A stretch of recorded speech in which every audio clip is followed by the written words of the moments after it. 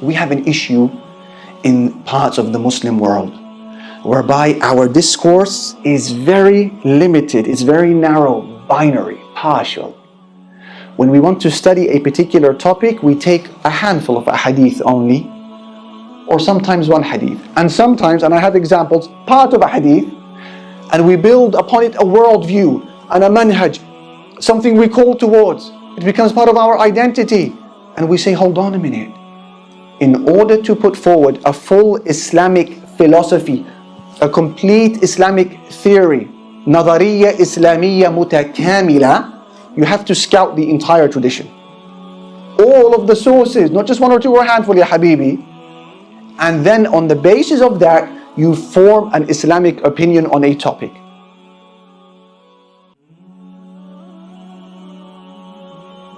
ጋብቻ ከመፈጸማችን በፊት እንዲሁም ጋብቻ ውስጥም ሆነን ቁርአን ውስጥ የተጠቀሱ የጋብቻ መርሆችን ወይም ፕሪንሲፕሎችን በሚገባ መከተል ይኖርብናል። ከዚህ ቀደም በጋብቻ ዙሪያ 2 የቁርአን ፕሪንሲፕሎችን ተመልክተናል። ሶስተኛውን ደግሞ ዛሬ የምናይ ይሆናል። የተከበራችሁ የአልአንደሉስ ቲዩብ አድማጮች እንደምን ሰንብታችኋል? አሰላሙ አለይኩም ወራህመቱላሂ ወበረካቱሁ። ጋብቻችን የተሳካ ይሆን ዘንድ ይህ የሼህ ሐሙዳ ዝግጅት እጅግ በጣም ጠቃሚ በመሆኑ እስከ ፍጻሜው ድረስ እንድትከታተሉን እንጋብዛለን። ቻናላችንን ሰብስክራይብ ማድረጉን አትርሱ እንላለን። ወደ ዝግጅቱ።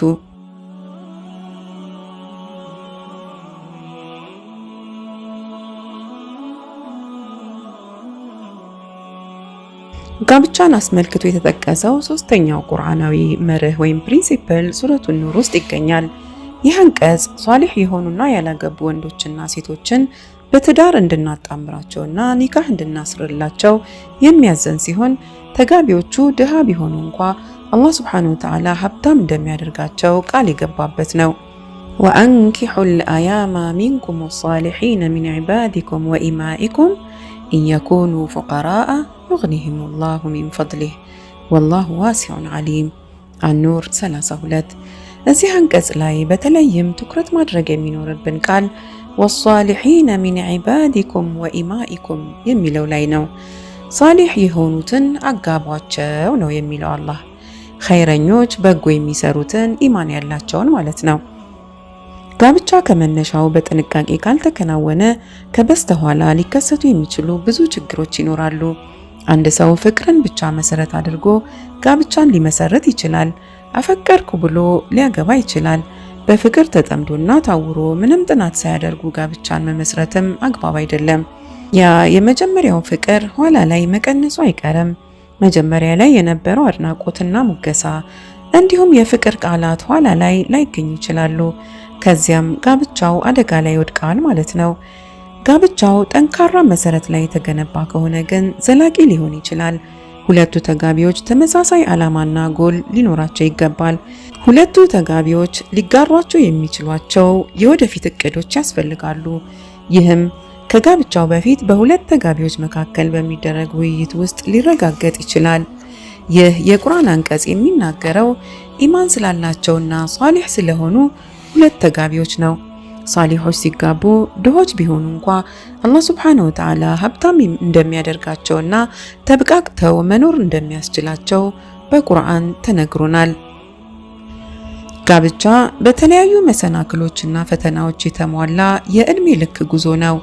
እነዚህ መሰናክሎችና ፈተናዎችን ለማለፍ ታዲያ ሁለቱ ተጋቢዎች ገና ከመሰረቱ የሚጋሯቸው የጋራ የሆኑ እሴቶችና ዓላማዎች ያስፈልጓቸዋል። እንዲሁም ሁለቱ ተጋቢዎች መሰረታዊ ኢስላማዊ የጋብቻ መርሆችን ጠንቅቀው ማወቅ ይኖርባቸዋል። በመሰረቱ ማንኛውም ትዳር ችግሮች ይገጥሙታል። ችግሮች በገጠሙን ቁጥር ምን እናደርግ ለሚለው ጥያቄ ግን ሁሌም መልስ ሊኖረን ይገባል። መልሱም እንዲህ ነው። ጋብቻ ውስጥ ችግሮች በገጠሙን ቁጥር የችግሮቹ መፍትሄ ሊሆን የሚችለው ወደ መሰረታዊ እሴቶቻችንና መርሆቻችን መመለስ ነው። ይህ ነው ለትዳር ችግሮች መፍቻ ቁልፍ ጉዳይ። በሙስሊም ተጋቢዎች መካከል ያለው የጋራ ዓላማና እሴት ሃይማኖትና እምነት ነው፣ ዲን ነው። ውበትና ሀብት ወይም ቤተሰብ አይደሉም። በእምነት ላይ ያልተመሰረተ ጋብቻ ምንጊዜም አደጋ ላይ ነው። አንድ አይነት መርህ ያላቸው ተጋቢዎች ችግሮቻቸውን እንዴት እንደሚፈቱ ያውቃሉ፣ ይግባባሉ፣ ይተባበራሉ። ችግሮችን ለመፍታትም በጋራ ውሳኔዎችን ያሳልፋሉ። ለምሳሌ በዚህ ዓመት ሐጅ እንሄዳለን ወይስ አንሄድም? ሐጅ ለመሄድ ገንዘብ ማጠራቀም ይኖርብናል ወይስ አይኖርብንም? ቤታችን ውስጥ ለሰላት የሚሆን ስፍራ ብንወስንስ? ልጆቻችንን ወደ የትኛው ትምህርት ቤት እንላክ? የት እናስተምር? ወዘተ የሚሉ ጉዳዮችን በመርህ ላይ የተመረኮዙ ውሳኔዎችን በውይይት ያሳልፋሉ። እዚህ የቁርአን አንቀጽ ውስጥ አላህ ሱብሓነሁ ወተዓላ ሷሊሖችን አጋቧቸው ሲል ከምንም በላይ ኢማንን መርጧል። አዎ እውነት ነው። ኢማን ያላትን ወይም ኢማን ያለውን መርጦ ማግባት ወይም ማጋባት ይኖርብናል። ኢማን በቅድሚያ መታየት ያለበት ጉዳይ ነው። ነገር ግን ይህን ስንል ሌሎች ጉዳዮች አይታዩም ማለት አይደለም። በዚህ ዙሪያ የተነገሩ ሐዲሶችን እንመርምር። ከነቢዩ ሰማሁ ብለው አቡ ሁረይራ ባስተላለፉት አንድ ሐዲስ ውስጥ ነቢዩ ሰለላሁ ዐለይሂ ወሰለም አንዲት ሴት በአራት ምክንያት ለጋብቻ ወይም ለኒካህ እንደምትጠየቅ ወይም ለጋብቻ እንደምትመረጥ ገልጸዋል። ወይም በሌላ አገላለጽ ወንዶች ሴቶችን በተለያዩ አራት ምክንያቶች ለጋብቻ ሲመርጧቸው ይስተዋላል ነው። ለገንዘብ፣ ለውበት ወይም ለዘር እንዲሁም ደግሞ ለኢማኗ ሲባል ወንዶች ሴት ልጅን ሊመርጡ ይችላሉ። እናንተ ግን ኢማንን ምረጡ ታተርፋላችሁ የሚል ነው። عن أبي هريرة رضي الله عنه عن النبي صلى الله عليه وسلم أنه قال تنكح المرأة ل4 لمالها وحسبها وجمالها ودينها فاظفر بذات الدين تربت يداك። በዚህ ሐዲስ ነቢዩ ሰለላሁ ዐለይሂ ወሰለም ለመግለጽ የፈለጉት ወንዶች ሚስትን ሲያገቡ በአብዛኛው ሊመርጧቸው የሚችሏቸውን አራት ምክንያቶችን ሲሆን ከአራቱ ምክንያቶች ግን ኢማን እንደሚበልጥ ነው። ለምሳሌ አንዳንድ ሀብታም ወንዶች ሀብታም ሴቶችን መርጠው ሊያገቡ ይችላሉ። የሀብታም ቤተሰቦች ከሀብታም ቤተሰቦች ጋር በትዳር መጣመርን ሊፈልጉ ይችላሉ። የተማረ ወንድ የተማረችን ሴት ሊመርጥ ይችላል። አንድ ወንድ በአኗኗር ዘይቤ በባህልና በቋንቋም የምትመስለውን ሊመርጥ ይችላል። ኢስላም በተመሳሳይ ሁኔታ ላይ ያሉ ሰዎች ቢጋቡ በተወሰነ መልኩ ይደግፋል፣ ምንም ጉዳት የለውም። ነቢዩ ሰለላሁ ዐለይሂ ወሰለም ሴት ልጅ በአራቱ ምክንያቶች ለጋብቻ ልትመረጥ እንደምትችል ሲነግሩን ዲንን መምረጥ ግን እንደሚሻል በግልጽ አስቀምጠዋል። ይህ ማለት ግን አንድ ሰው ሴት ልጅን ለውበቷ ወይም ለሀብቷ እንዲሁም ዘሯን ፈልጎ ማግባት አይችልም ማለት አይደለም። አንዳንድ ወንዶች ውበት ላይ ትኩረት ያደርጋሉ። ይህ በኢስላም ምንም ክልከላ የለበትም። ለዚህም ነው አንድ ወንድ አንዲትን ሴት ከማግባቱ በፊት መልኳን ማየት አለበት የሚባለው። ኢማን አላት ቢባል እንኳ መልኳን ሳያይ እንዲያው በጭፍን ማግባትን ኢስላም ከልክሏል። ከማግባት በፊት መልኳን ማየት ይጠበቅብሃል። ሀብትና ውበትን ብቻ መርጦ ማግባት ግን ዘላቂነት ይኖረዋል ብለህ ታስባለህ? ይህ አከራካሪ ጉዳይ ነው። ውበት ከጊዜ በኋላ በተለያዩ ምክንያቶች ሊጠፋ ይችላል። ሀብትም እንደዚያው። የዘር ጉዳይም ቢሆን የራሱ ችግር አለው። የኔ ባለቤት እኮ የገሌ ዘር ናት፣ እነሱም የተከበሩ ናቸው ልትል ትችላለህ። ጥያቄው ግን ያንተ ባለቤትስ የተከበረችና ክብሯን የምትጠብቅ ናት የሚል ይሆናል። ለዚህ ነው ነቢዩ ሰለላሁ ዐለይሂ ወሰለም ዲንን ምረጥ ታተርፋለህ ያሉት።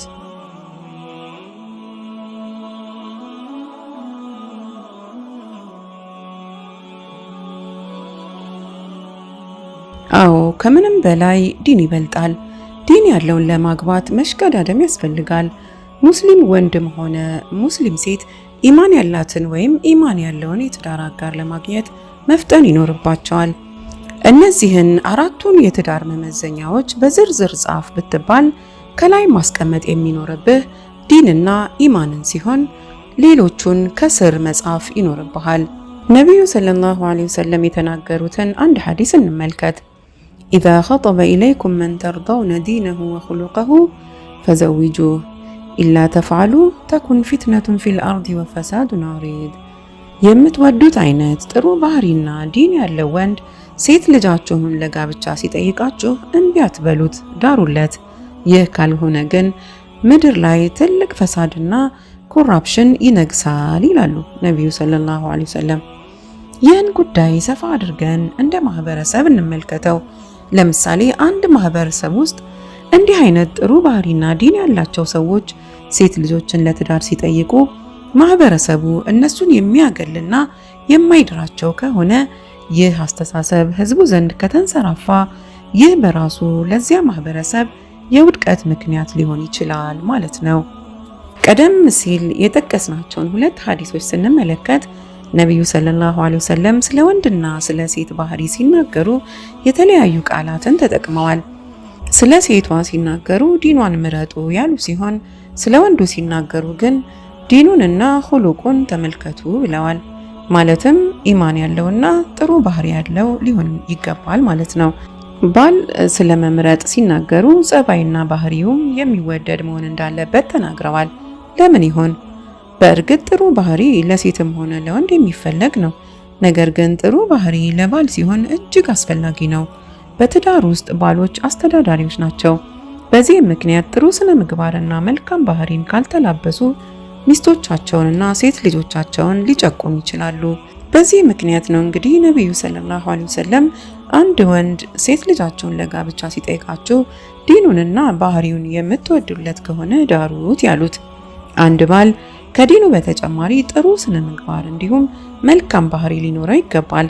እነዚህ ሁለት ባህሪያት ለጤናማ ትዳር መሰረት ናቸው። ለምሳሌ በዘመናችን አንድ ወንድ የሴት ልጅ ወላጅን ወይም ወልይን ለትዳር ሲጠይቅ እሱም በተራው የሚጠየቃቸው የተለመዱ ጥያቄዎች ይኖራሉ። ተምሯል ወይ? ስራ አለው? ገቢው ምንድነው?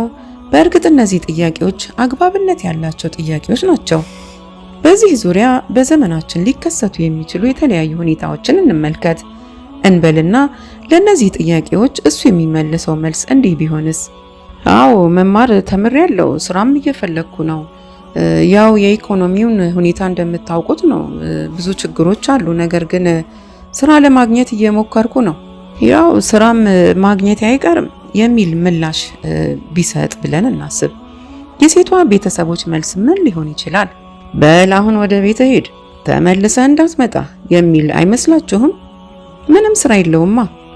እነዚሁ ቤተሰቦች ዘንድ ልጃቸውን ለጋብቻ የሚጠይቅ ሌላ ወንድ መጣ እንበል። ይህ ደግሞ ጥሩ ገቢ ያለው በስሙ ቤት ያለው፣ ነገር ግን ይህ ሰው ሰላት እንደማይሰግድ መረጃው ደረሳቸው እንበል። ለዚህ ሰው የሚሰጡት ምላሽስ ምን ሊሆን ይችላል ብላችሁ ታስባላችሁ? ምንም ችግር የለውም፣ ይህ ብዙም አያስጨንቅም፣ አንድ ቀን አላህ ይመራው ይሆናል የሚሉ አይመስላችሁም? አዎ የዘመናችን ሰው እንዲህ ነው። አያችሁ፣ በምድራዊ ጉዳዮች ላይ ሲሆን ነገሮችን እናጠብቃለን፣ የዲን ጉዳይ ሲሆን ግን እናላላዋለን። መሰረታዊውን ህግ ረስተነዋል። ይህ መሆን የለበትም። የአላህን ሐቅ ያልጠበቀ ሰው እንዴት የሚስቱን ሐቅ ሊጠብቅ ይችላል ብለህ ታስባለህ? ይህ ሁኔታ ማህበረሰባችን ዘንድ ሊከሰት የሚችል ትልቅ እውነታ ነው።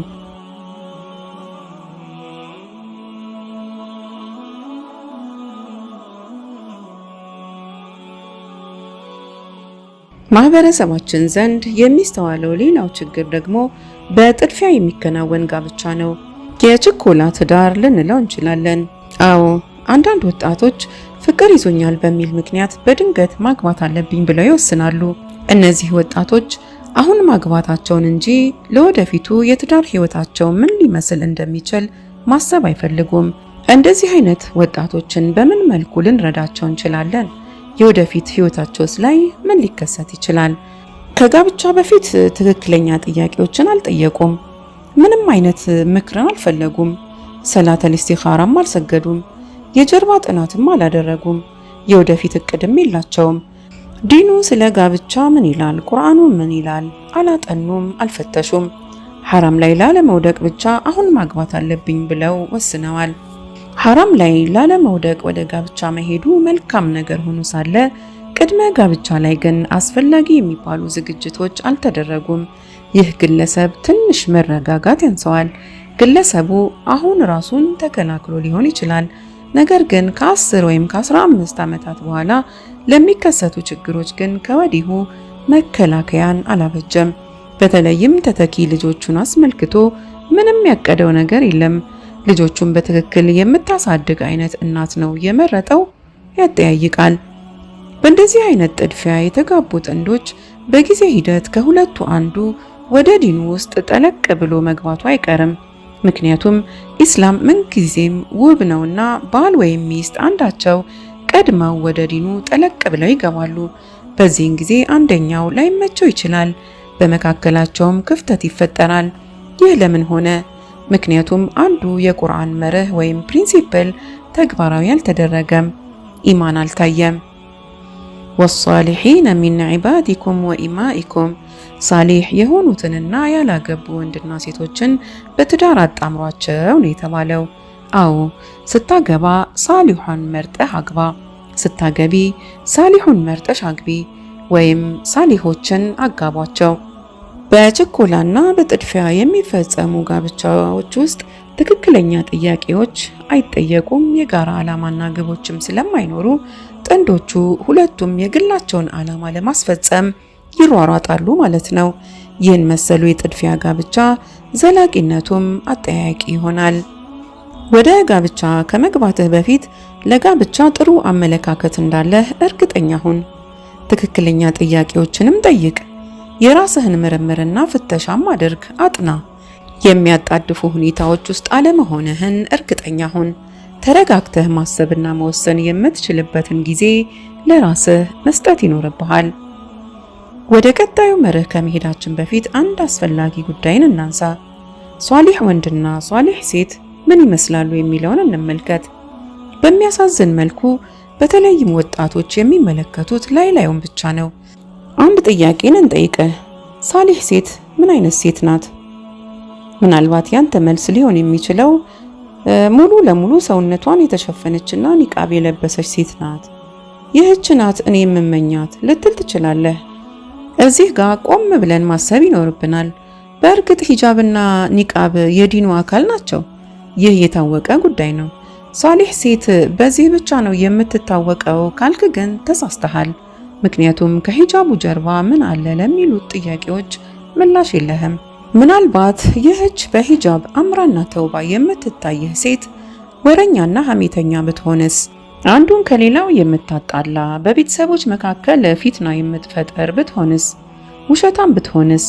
ባልና ሚስትን የምታጣላ ሴት ብትሆንስ? ይህች ሴት ቤተሰብን የመምራት ፍላጎት ባይኖራትስ? እንዲህ አይነቷ ሴት ሂጃብ ወይንም ኒቃብ መልበሷ ብቻ ሳሊህ ሊያስብላት አይችልም። እንዲህ አይነቷ ሴት ሂጃብ ውስጥ ያለች ሸይጧን ናት፣ ወይም በሂጃብ የተሸፈነች ሸይጧን ልንላት እንችላለን። ሌላ ስያሜ ልናገኝላት አንችልም። ጥንቃቄ ያስፈልጋል። ነቢዩ ሰለላሁ ዐለይሂ ወሰለም በአንድ ወቅት ስለ ሁለት ሴቶች ተጠየቁ። ቂለ ሊነቢይ ሰለላሁ ዐለይሂ ወሰለም ኢነ ፉላነተን ተሱሙ ነሃረ ወተቁሙ ለይለ ወቱእዚ ጂራነሃ ቢሊሳኒሃ ፈቃለ ላ ኸይረ ፊሃ ሂየ ፊናር። ቂለ ፈኢነ ፉላነተን ቱሰሊ ልመክቱባ ወተሱሙ ረመዳነ ወተተሰደቁ ቢአትዋር ሚን አቅድን ወላ ቱእዚ አሐደን ቢሊሳኒሃ ቃለ ሂየ ፊል ጀና። አቡ ሁረይራ ሲናገሩ እንዲህ አሉ። ነቢዩ ሰለላሁ ዐለይሂ ወሰለም ተጠየቁ። አንዲት ሴት አለች። እሷ ቀን ትጾማለች፣ ሌሊቱን ትሰግዳለች፣ ሰደቃም ታወጣለች።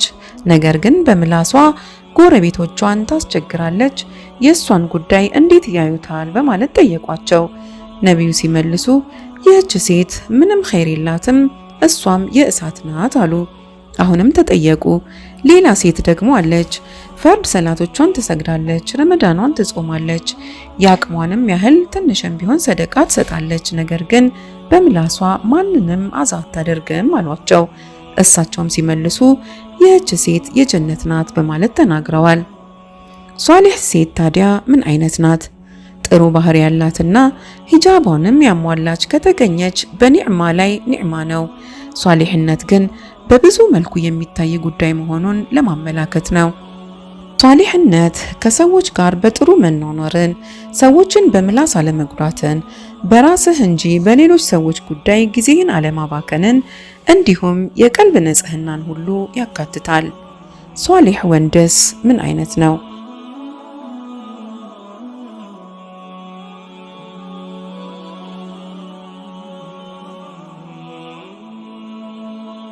እህቴ እስኪ አንድ ጥያቄ ልጠይቅሽ። ባንቺ አመለካከት ሷሊህ ወንድ ምን አይነት ነው? ጺሙን ያስረዘመና ጥምጣም ያደረገ እንዲሁም በሰዎች መካከል በመቆም ዳዕዋ የሚያደርግ ነው። ይህ ነው ሷሊህ ሰው ባንቺ አመለካከት አይደል? አዎ፣ ይህ እንግዲህ ከሷሊህነት ባህሪያት መካከል ሊሆን ይችላል። ነገር ግን እዚህ ጋር የኛ ጥያቄ ሷሊህነት ማለት ይህ ብቻ ነው ወይ ነው? ከሰውየው ጥምጣም ጀርባ ምን አለ የሚለው መታየት ይኖርበታል። ከጀርባ የሚሰራውን እናውቃለን። ምንድን ነው የሚሰራው? እንዴት ነው የሚኖረው? ገንዘቡን ከየት ነው የሚያመጣው? ወላጆቹን ይንከባከባል ወይ? ብዙ ጥያቄዎች ሊነሱ ይችላሉ። አንዳንድ ወንዶች አሉ ማሻአላህ ምንም የማይወጣላቸው ፐርፌክት የሚባሉ መስጂድ አካባቢ ማህበረሰቡን ያገለግላሉ፣ በህዝቡ አይን የሚያስገርሙ አይነት ናቸው። ነገር ግን ከጀርባቸው የሚሰሩት ነገር የሚያስደነግጥ ሊሆን ይችላል። ጥናት ያስፈልጋል። ግለሰቡ መስጂድ አካባቢ ጥሩ ቢሆንም እንበልና ከአባቱ ጋር የማይነጋገር ሊሆን ይችላል። እናቱን የማይንከባከብ ሊሆን ይችላል። ይህ ነው እንደ ኢስላም። ስለዚህ ሷሊሆችን መምረጥ ያስፈልጋል። ከዚህ በመቀጠል ብቻቸውን ሷሊህ የማያስብሉ ክራይቴሪያዎችን ወይም ቅድመ ሁኔታዎችን እናያለን። አንድ አጠቃላይ የሆነን መንሃጅ እንመልከት፣ ወይም በኢስላም ነገሮችን የምናይበትን መንገድ ማለታችን ነው። በዓለም ደረጃ በኢስላሙ ማህበረሰብ ዘንድ የሚንጸባረቅ ችግር ነው፣ ነገሮችን አስፍቶ ያለማየት ችግር። አንድን ጉዳይ ስናጠና የተወሰኑ ሐዲሶችን ብቻ እናያለን። አንዳንዴም አንድ ሐዲስን ወይም የሐዲሱን የተወሰኑ ክፍሎችን ብቻ በማየት ወደ ውሳኔ እናመራለን፣ ፍርድ እንሰጣለን፣ ወይም ጉዳዩን ከማንነታችን መገለጫዎች ውስጥ አንዱን እናደርገዋለን። ይህ መሆን የለበትም። ነገሮችን በተለያዩ አቅጣጫዎች ማየት ያስፈልጋል። የተሟሉ መረጃዎችን ማግኘት ይኖርብናል። ከዚያ በኋላ ነው በአንድ ጉዳይ ላይ ኢስላማዊ ሐሳብ ወይም ብይን የሚሰጠው። ይህንን አመለካከት ነظሪያ ኢስላሚያ ሙተካሚላ እንለዋለን። ከመወሰናችን በፊት ጉዳዩን ከቁርአን፣ ከሱና፣ ከምሁራን አስተያየት እንዲሁም አውዱንም ጭምር ማጥናት ያስፈልጋል። ይህን በምሳሌ እንየው። ከርዕሳችን ጋር ከጋብቻ ጋር አያይዘን እንመልከተው። ቀደም ሲል ባነሳነው ጠባብ አስተሳሰብ ምክንያት ጋብቻን አስመልክቶ ብዙዎቻችን ስህተት ላይ እንወድቃለን። አንድን ሐዲስ ይዘን ወይም የተወሰኑ ሐዲሶችን ብቻ በማየት የወደፊት ጋብቻችንን ከነዚህ ጥቂት ሐዲሶች አንጻር እንቀርጻለን። ለምሳሌ አንድን ወጣት ስለ ጋብቻ ሁኔታ ስትጠይቀው እንዲህ ሊልህ ይችላል። ቁርአኑ ሳሊህን መርጠህ አግባ ብለዋል፣ በቃ ሳሊሃን መርጬ አገባለሁ፣ ሌላ ምንም አያስፈልግም ሊልህ ይችላል። እንዲህ አይነቱን ሰው ተረጋጋ ልትለው ይገባል። አዎ እውነት ነው፣ ኢስላም ሳሊሃን አግባ ቢልህም ሌሎች ነገሮችንም እንድታይ ያዘሃል። ኋላ እንዳትጸጸት፣ አንተ አንድን ሐዲስ ብቻ ነው ያየኸው፣ ሌሎቹን ግን ችላ ብለሃቸዋልና እንለዋለን። ሷሊህነትን የመጀመሪያ መስፈርት አድርገን ነገር ግን ከጋብቻ በፊት መታየት ያለባቸው ሌሎች ጉዳዮችም መኖራቸውን እንነግረዋለን። አንድን ሰው ሷሊህነቱን አየን ማለት ባህልና ልምዱን ማየት አስፈላጊ አይደለም ማለት አይደለም። ሷሊህነት የመጀመሪያው መስፈርት ነው። ነገር ግን ኢስላም ጥንዶቹን ሊያግባቧቸው የሚችሉ የጋራ የሆኑ ጉዳዮችንም ከግምት ውስጥ ያስገባል። ይህ በገሃዱ ዓለም የምናየው ጉዳይ ነው። የተለያዩ ባህሎችና ሴቶች ያሏቸው ሰዎች ይጋባሉ። ይህን ኢስላም አይከለክልም። ነገር ግን የባህል ወይም የስልጣኔ ልዩነቶች ይፈጠሩና ጥንዶቹ ባለመግባባት ሲለያዩም እንመለከታለን። ይህንን ከሰሃቦች ታሪክም እናገናኘዋለን። ዘይነብ ቢንቱ ጃህሽና ዘይድ ኢብኑ ሐሪሳን እንመልከት። በጋብቻ ተጣምረው ነበር። ወደ ኋላ ግን ጋብቻቸው መዝለቅ ስላልቻለ ተለያይተዋል። ለምን ተለያዩ? ሷሊሆች ስላልሆኑ አይደለም። ነገር ግን በሁለቱ ጥንዶች መካከል የባህል ልዩነት ነበረ። ሁለቱ ጥንዶች የተለያየ ሶሺዮ ኢኮኖሚክ ባክግራውንድ ነበራቸው። የተለያየ አይነት ማህበራዊና ኢኮኖሚያዊ የአኗኗር ልምድ ነበራቸውና በመጨረሻም ጋብቻቸው ፈርሷል ማለት ነው። እነዚህ እንግዲህ ሰሃቦች ናቸው። ስለዚህ ሷሊሆችን ስንመርጥ ባህልና ልምዶቻቸውን አናይም ማለት እንዳልሆነ ልብ ማለት ያስፈልጋል።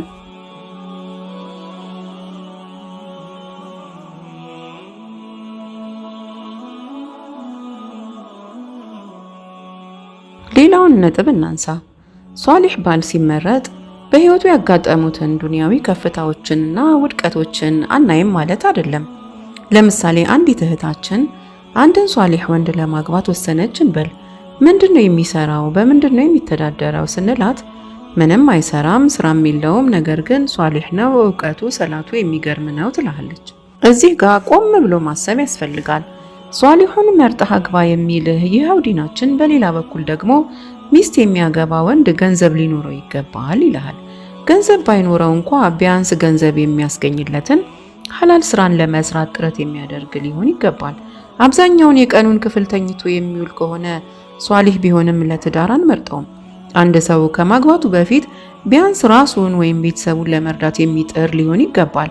ይህ መታየት አለበት። ለዚህ ነው አንድን ሐዲስ ብቻ አትመልከቱ የምንለው። ሁኔታው ይበልጥ ግልጽ እንዲሆንልህ በሐዲስ ምሳሌ እንየው። በአንድ ወቅት ፋጢማ ቢንቱ ቀይስ የምትባል ሴት ከማግባቷ በፊት ረሱልን ለማማከር ወደ እሳቸው ሄደች። ጠየቀቻቸው፣ የአላህ መልእክተኛ ሆይ 2 ሰዎች ለጋብቻ ጠይቀውኛል፣ የትኛውን ላግባ አለቻቸው። እሳቸውም እነማን ናቸው አሏት። እሷም አቡ ጃህምና ሙአዊያ ናቸው በማለት መለሰች። እዚህ ጋር ልብ በሉ፣ የእሳቸው ምላሽ ምን ነበር? የሁለቱንም ጥያቄ እንዳትቀበል ነበር የነገሯት። እንዲህም አሏት፣ አቡ ጃህም ዱላ የማይለየው ተደባዳቢ ሰው ነው። በሌላ ዘገባ እንዲያውም እሱ ሴቶችን በመምታት ነው የሚታወቀው፣ ይጎዳሻል እንዳሏት ተነግሯል። ስለ ሙአዊያ ደግሞ ሲናገሩ ሱዕሉኩን ላ ማለላህ፣ ሙአዊያ ደግሞ ምንም ገንዘብ የሌለውምና አታግቢው ነበር ያሏት። ስለዚህ አንድን ሐዲስ ብቻ አንብባችሁ ውሳኔ ላይ ከመድረስ ተቆጠቡ፣ ሰፋ አድርጋችሁ ለማየት ሞክሩ ነው። የምርጫ ሁኔታ ሁሌም አንድ አይነት ነው ማለትም አይደለም። አንዳንድ ለየት ያሉ ሁኔታዎች ሊኖሩ ይችላሉ።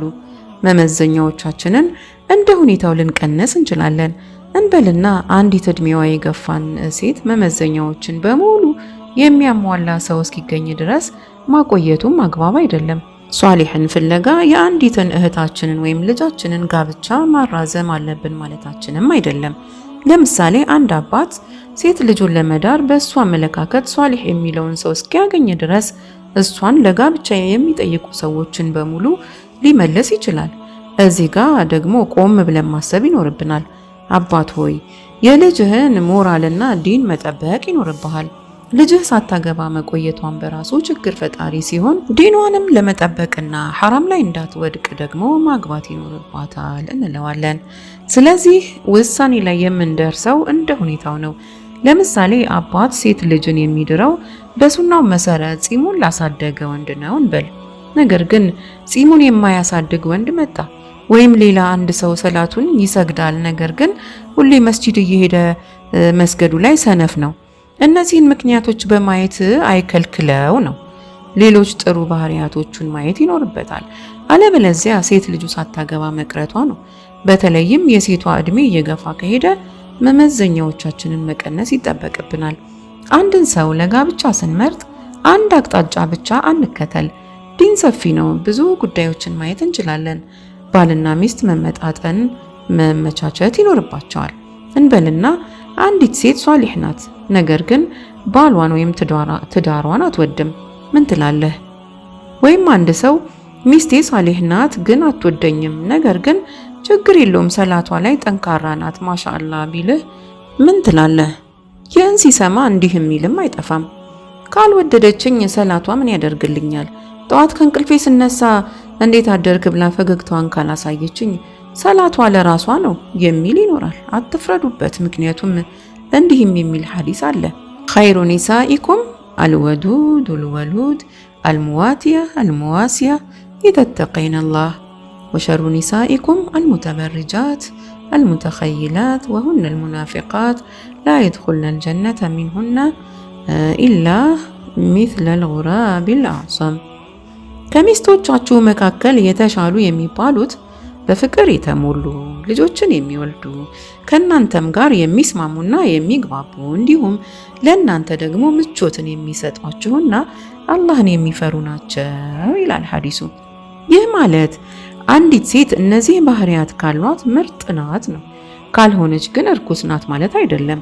ምርጥ የምትባለው ሚስት ግን ፍቅር የሆነች የምትወድህና የምታስብልህ ልጆችን የምትወልድልህ ሐሳብህን ልታካፍላት የምትችል የምታዳምጥህ የምትረዳ ከሷ ጋር ስትሆን ምቾት የሚሰማ የምትመችህ እንዲሁም አላህን የምትፈራ አይነት ሚስት ናት ነው። የሚገርም ሐዲስ ነው።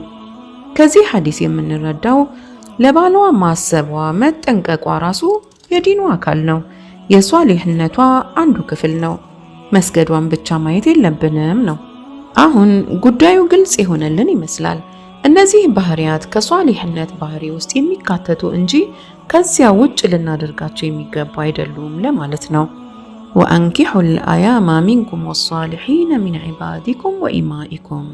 የአንቀጹን ትርጉም በሚገባ መረዳት ይኖርብናል። በመካከላችሁ ያሉ ያላገቡ ሷሊሖችን አጋቧቸው ወይም ኒካህ እሰሩላቸው ነው። ይህ አንቀጽ በጥበብ የተሞላ መሆኑን ልብ እንበል።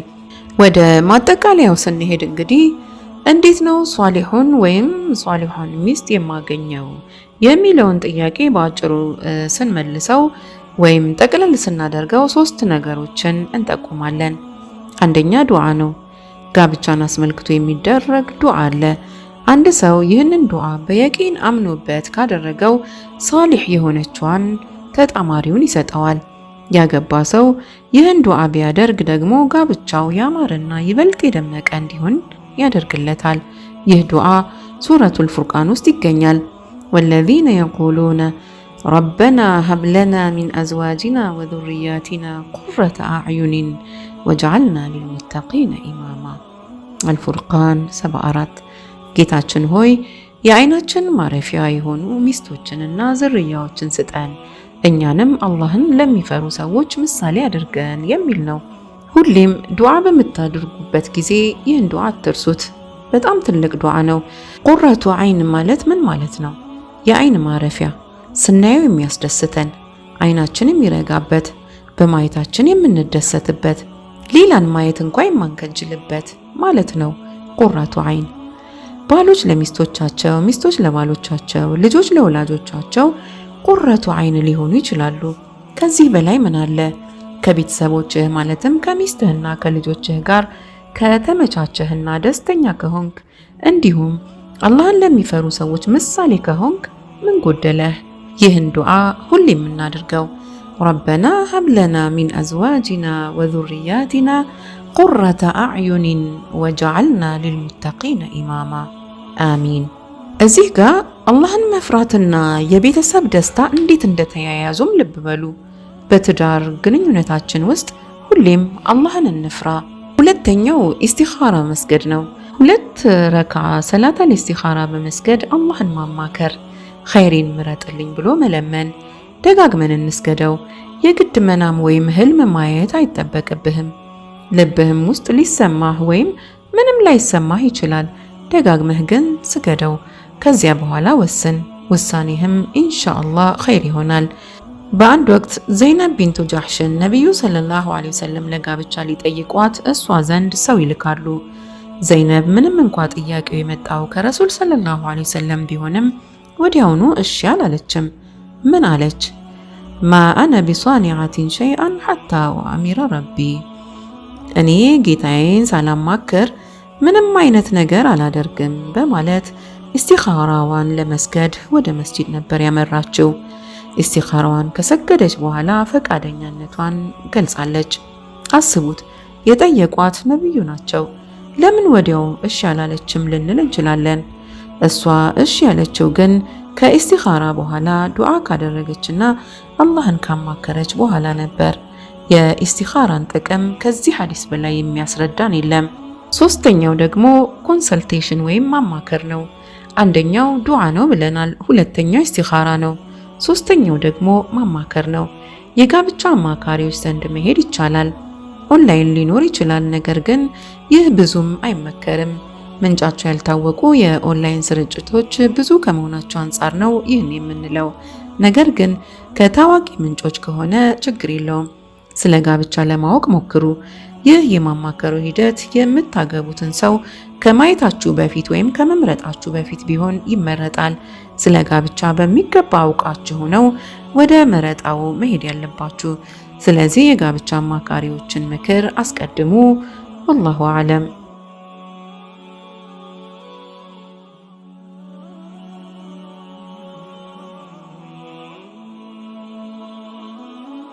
አድማጮቻችን እንግዲህ ቀጣዩን ክፍል በሌላ ዝግጅት ይዘንላችሁ እንቀርባለን።